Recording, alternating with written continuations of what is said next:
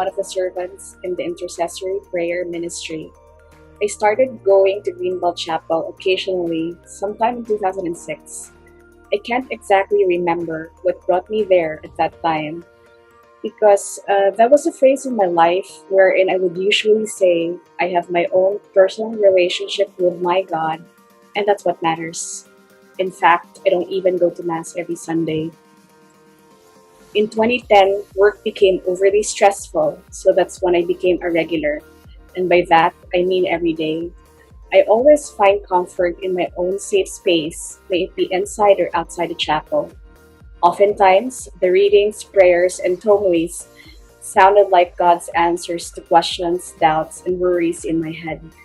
I frequented the chapel, so I've been hearing and ignoring the announcements, invitation, a call to serve at the chapel. I had all the reasons in the world justifying why I can't and I couldn't. I kept on dismissing God's call until I can no longer do so. In 2015, I finally surrendered and applied in IPM. Thankfully, Tita M welcomed me with open arms. That started my conversion.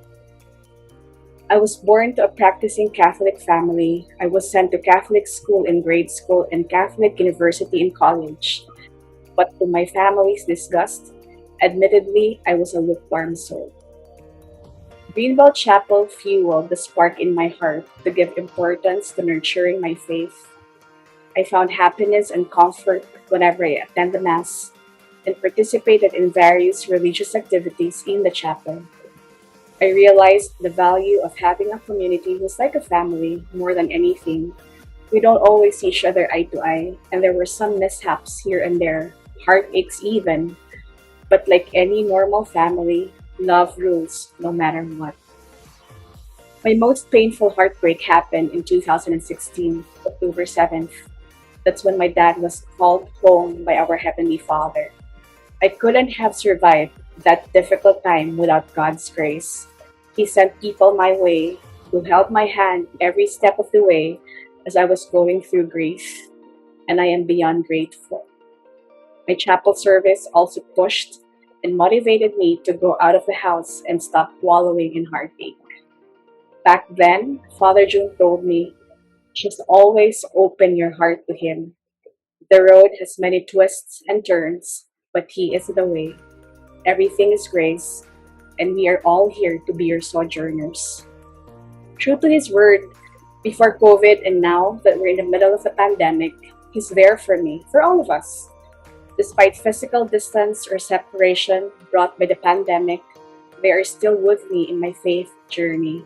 My co-servants, all of the titas in IPM, and those from the other ministries who became my close friends, and the chapel staff. So thanks to modern technology that makes communication easy.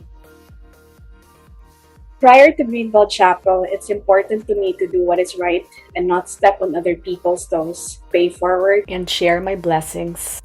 I've always prayed to God to make me a better person, a better version of myself, and that somehow changed. For years now, I'm learning and struggling to embrace humility and genuine forgiveness. Recently, my prayers would always be, please make me an instrument of your love to other people. Maski isang tao lang whom I can touch and let that person feel the love of God through me. So it's so important for me to do the right thing, but it's equally important to be kind, to be compassionate, to love without boundaries. So at times when I'm too focused in doing the right thing, that I end up hurting people in the process, I always seek for courage to ask forgiveness and be quick to forgive those who've hurt me even if they don't ask for it. My guiding light, to strive and try my very best to love like Jesus. No matter how many times I slip, stumble, and fall, I should still try. Because of Greenbelt Chapel, the prayer, I will continue, oh my God, to do all my actions for the love of you.